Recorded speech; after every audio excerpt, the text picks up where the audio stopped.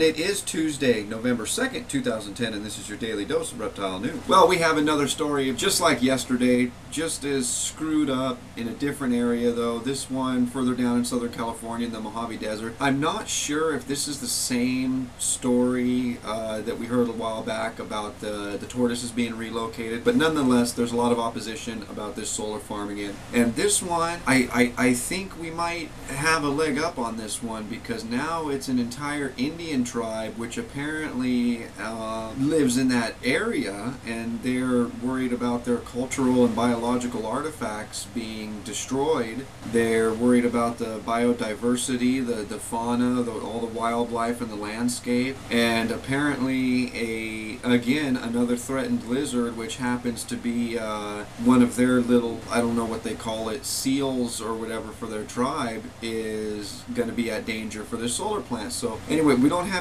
a lot of time today to go into it like we did yesterday, so I'm going to put the link right down there in the description so you can go read that story.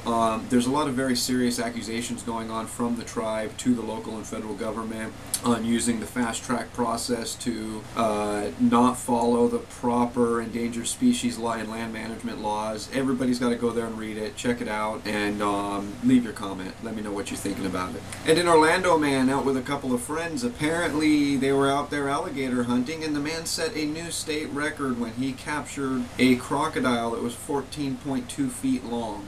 I'm sorry, that was stupid. That was a 14.2 foot long alligator. Now there you see your picture already. They don't necessarily say what happened to this, but they were alligator hunting, so I'm assuming the animal was killed. And God, this amphibian thing that's been going on with we talked a while back about them. They're going over 5 continents and all over the world. They're looking for lost species. Another country has joined in this, and all sorts of biologists and scientists from India are going to be traveling all around India looking for lost amphibians there. There's a whole bunch of conservation organizations and 3- and 4-letter companies that, I'm not really going to mention. There's too many of them.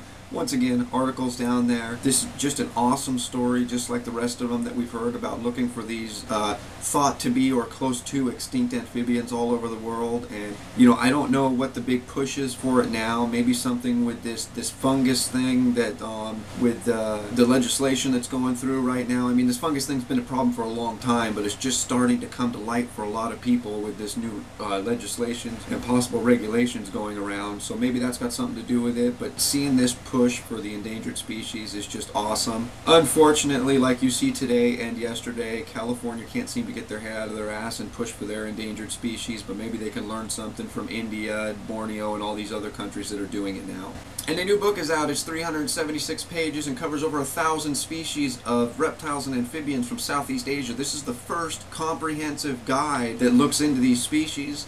Looks like an awesome book. I've never been to Southeast Asia. I don't know if I ever will, so I don't know if I'll get it, but it might be a good read anyway. All the information's right down there if you want to check it out, maybe get a copy of it. I don't know when it's supposed to be released or if it is already, but yeah, go check it out. Probably a good read. And the world's rarest snake is back from the brink of extinction. Woo! Apparently the Antiguan, I think that's how you pronounce it, racer, over the past 15 years has been multiplying tenfold. The snake I don't know if it still is, was considered the world's rarest snake. Now the species was wiped out from its homeland by the mongoose, which was imported and released from Asia, as well as many of them were killed off by people.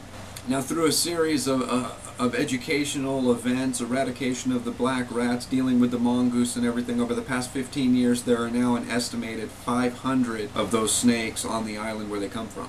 This was also in conjunction with the Caribbean pelicans. There was only 2 breeding pair around, and now they have an estimated 60 some odd breeding pairs. So it's just it's a great day. It's a bad day at the beginning of the show. It's a good day at the end of the show for conservation. We're moving forward. We've got a long way to go. We've got to whip California into shape, obviously, if you haven't found out by now. But we're on the right track. And, right back to that subject, it's not, I mean, these solar farms that they're planning, they're moving in the right direction. I have a hard time really blaming them or accusing them or pointing fingers or anything, because they're in the right direction. I mean,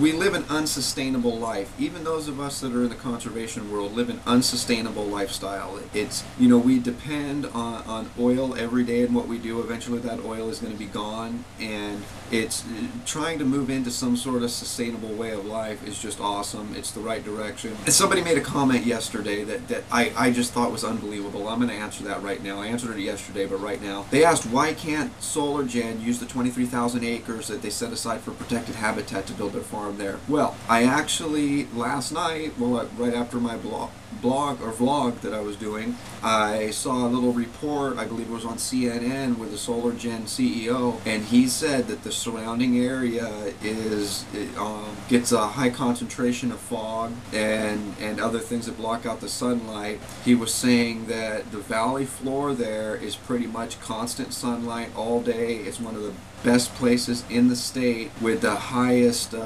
content of sunlight throughout the day to put a farm like this. And last but not least, we have our question of the day. What do you guys think about them searching for all these lost or supposed to be close to extinct amphibians all over the world? You know, I think it's awesome. I love following these stories. I get super excited when I hear that they actually found something that they thought to be extinct. What do you think about that? Leave a text comment or a video response. And as always, if you're still watching, my name is Jason White. Now you know what's going on in the reptile world. Be good to each other.